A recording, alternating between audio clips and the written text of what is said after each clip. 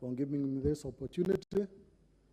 Mr. Speaker, I want to join other members of this House in congratulating the members, those two members who have brought this debate on the CDF to be anchored in the Constitution.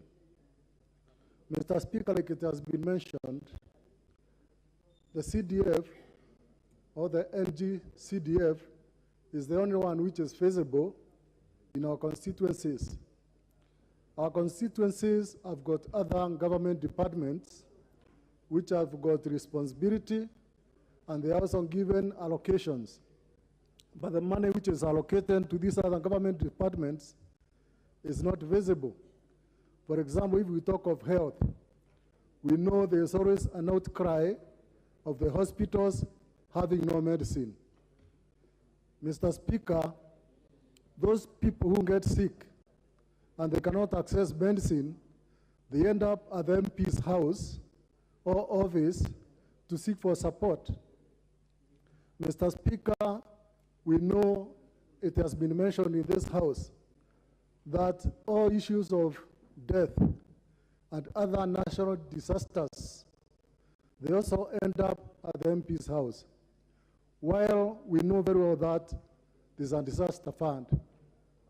Mr. Speaker, what am I trying to say?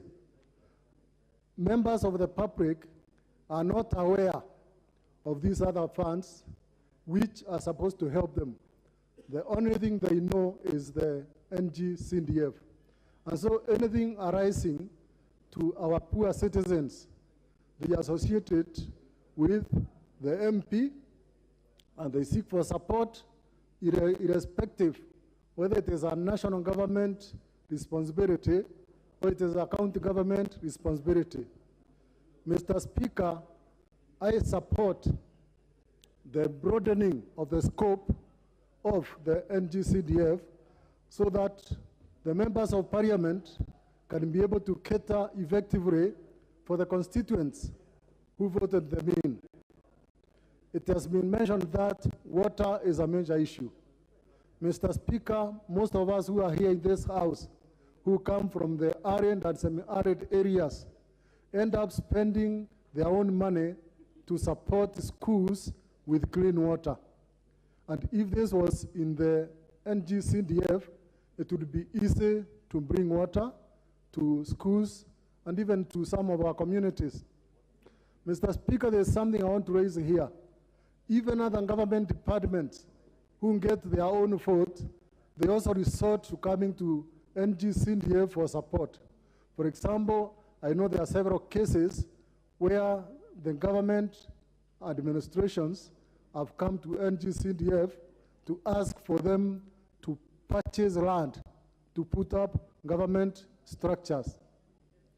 That means this fund is actually recognized not just by the citizens we are representing, but even other government departments, they do recognize the NGCDF as a fund which is being utilized properly to support every sector, both the government and even the local citizens.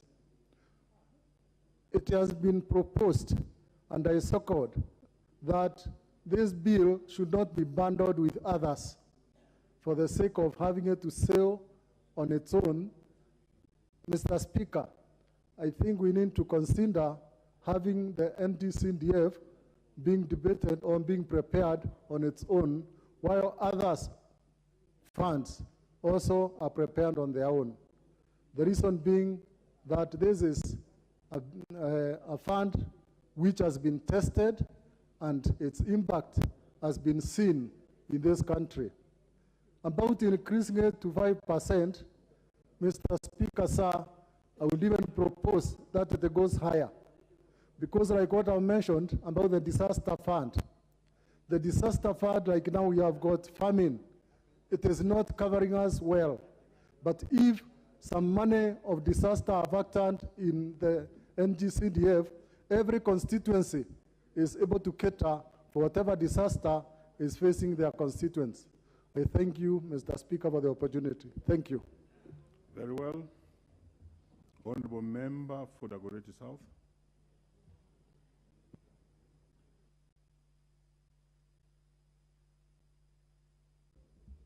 Mr. Speaker,